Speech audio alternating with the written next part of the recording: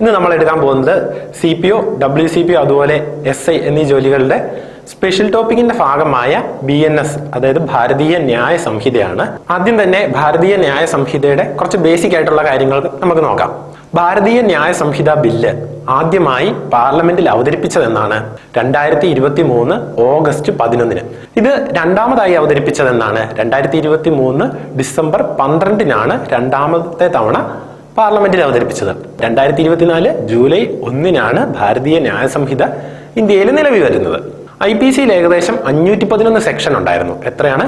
511 സെക്ഷനും 23 അധ്യായവും ഉണ്ടായിരുന്നു. ഇനി ഭാരതീയ ന്യായ സംഹിത നിലവിൽ വന്ന ശേഷം ഇന്ത്യയിൽ റിപ്പോർട്ട് ചെയ്ത ആദ്യ കേസ്, അല്ലെങ്കിൽ ഇന്ത്യയിൽ റിപ്പോർട്ട് ചെയ്ത ആദ്യത്തെ FIR അതേതാണെന്ന് നമ്മൾ പഠിക്കണം. അപ്പൊ ഇത്തരം കാര്യങ്ങളൊക്കെ എല്ലാവരും നന്നായിട്ട് പഠിക്കുക.